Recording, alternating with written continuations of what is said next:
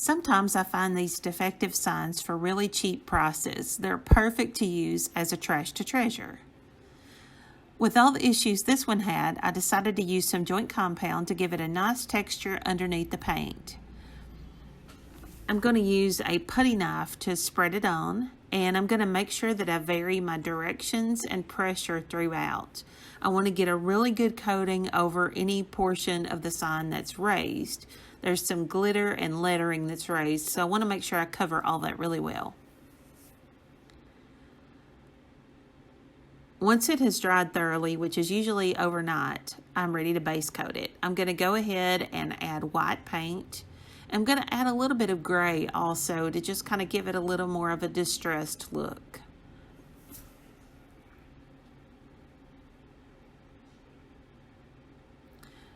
Next, I've decided what I wanted to paint on the sign. For this one, I want to put Christmas at the cabin, and then I want to paint a Christmas tree on it. At the top, I'm going to leave a blank space. I have a plan for that, but I'll show you that a little later.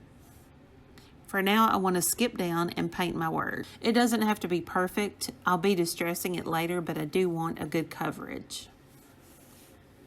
And while I'm doing this, don't forget to like this video. That helps me so much. And be sure to subscribe to my channel for more fun like this.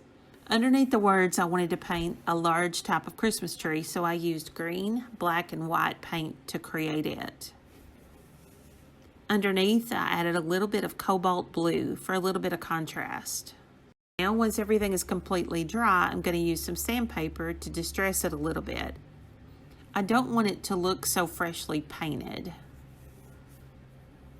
And now I'm going to seal it with a spray sealer. Okay, I've let the spray sealer dry overnight, and now I'm going to wrap some jute rope around the top. This gives it a perfectly rustic final touch. This is currently available in my shop. I'm going to put the link in the description box below if you'd like to check it out. I'll see you all soon.